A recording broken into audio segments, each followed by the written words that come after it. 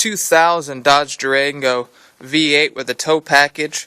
What we're going to do here is just going to have to replace the radiator. I noticed it was leaking, where they often do when there's no problems really else with them, but right in here where the crimping is, since that's plastic, sometimes that'll leak. You can't see it in the photo here, but it does have a crack there. So real simple, real quick. We've got, these are 13mm bolts. There will be one right there. Then on this side there'll be 1, 2. Same thing on the other side here. I've already taken this apart, but that's where those would be. There'll also be 2 13s right there. Now when you do these, you will have to use a wrench. I use a ratchet wrench. That helps out tremendously with taking these out, so I don't have to take the battery out of its case or anything like that. It's real simple. You also have 2 10mm, one 10mm there, one 10mm there. It also helps, this is your AC condenser. Down at the bottom there, right about there, you will have a 10mm there, and the same on this side. How I got those out was another ratchet wrench, 10mm ratchet wrench. I go right through here and right through there and take those out.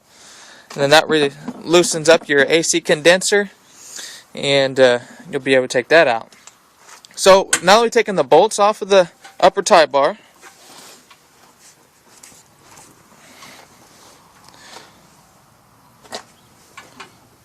it'll be stuck in there pretty good. Just got to give it a little bit of tugging. So you pick it up and just set it over to the side. So this is about what you'll see. Now this piece here, which is the overflow tanks, your washer fluid reservoir, this comes apart in 2 pieces. It also acts as your fan shroud. You will have a 10mm right there. Underneath you'll have the hose hooked up here. I've already taken it apart, like I said. And then you'll have a 10mm over here. And you just take those out from the back side, and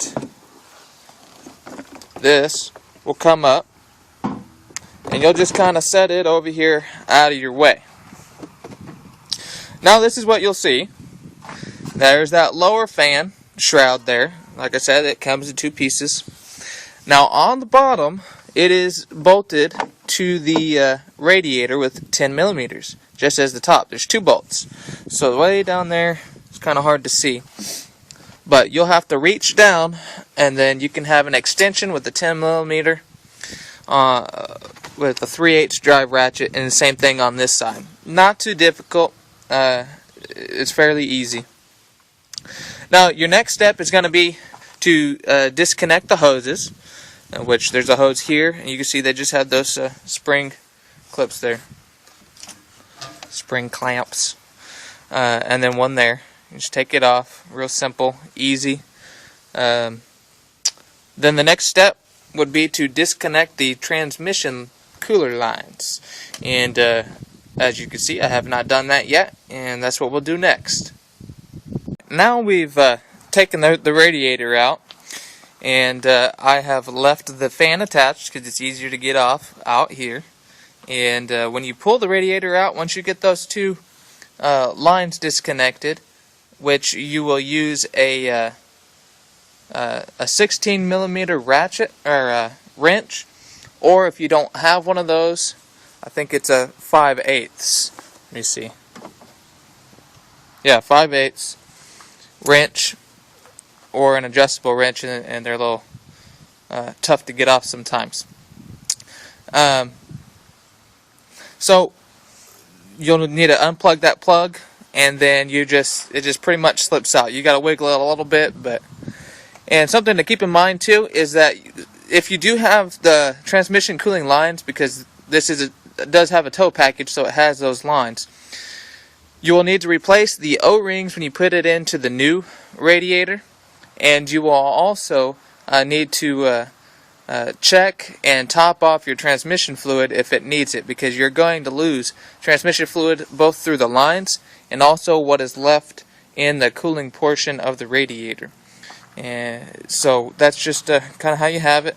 And then you take these off, take the fan off, and then you switch it all over to your new radiator and put it in. And I'll kind of show you how to put it in too here in just a moment when we get that radiator in. Thanks. When we're at the point we put the new radiator in, transferred that fan. Okay, just kind of wiggle it down and it'll get in there. Don't forget that there's holes down at the bottom where the feet sit down in. You just have to kind of maneuver everything. Plug the fan in. It goes underneath the bottom of the shroud, and then you'll find a plug on the other side. And as you see, I put new O-rings on my transmission lines, and we will put the bottom transmission line in first. Make sure you lube those O-rings with transmission fluid, otherwise they will squish out or tear up, and then you will have a transmission line leak. So we're going to put those in first because they're going to be easier to get to, and then we'll put the bolts, the 10 millimeters for the bottom shroud, in next. Since we have the hoses off, they'll be easier to get to them with things out of the way. The next step after that, so say we've got our lines up, we've got our lines connected, our bottom shrouds bolted in. Then at that point we'll be ready to put our hoses back on, and then we'll be ready to put our top shroud on, and then put our brace back on, and all of our little bolts. And don't forget your condenser needs to go back, and those 10 millimeters back on. And that'll be it. So I will show you once I get done with each step. Alright, now we've got everything installed. Just a note, when you go to put the upper tie bar on, don't tighten all these bolts yet.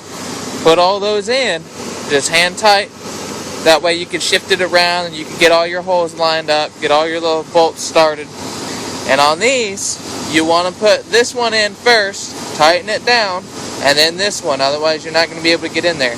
And you'll have to use the boxed end, or I'm sorry, the open end of the wrench to put these in. Then you'll put your antifreeze and your coolant water in there, and you'll want to let it run for a little bit. As you can see, there's bubbles coming up. That way you can get all the air out of the system, otherwise you may overheat. And so just let it run after you filled it up to about that point, and let it run for a while until the bubbles stop. Generally those bubbles will stop, and then this will start to come up and then try to overfill. So then you'll just put this in there. You'll also want to watch in here, because once that's full, then you'll be able to put the cap on here, because as you can see, it's starting to bleed over into there, and it'll bleed the rest of the way out. So, all right, put that on there, and it is good to go. So that's how you do it. You know, about an hour or less, and you got it done. All right, see you next time.